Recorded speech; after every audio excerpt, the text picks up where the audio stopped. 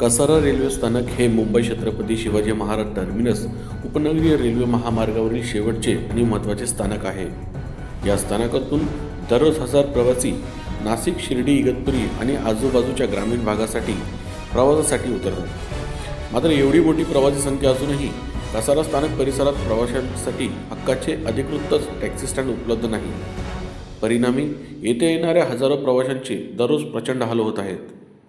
स्थानिक प्रशासन, महामार्ग पोलीस आणि रेल्वे प्रशासन या तिन्ही यंत्रणांकडे प्रवाशांनी आणि स्थानिक नागरिकांनी अनेकदा हक्काच्या टॅक्सी स्टँडसाठी पाठपुरावा केला आहे।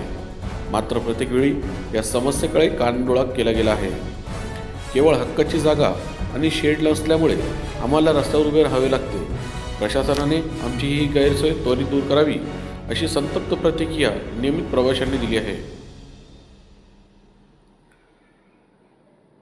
Bureau report, Kasara. आता आम्ही इथे इथपर्यंत आलेलो आहे कसारा फाट्यावरून, पण ही गाडी वरती जात नाहीये।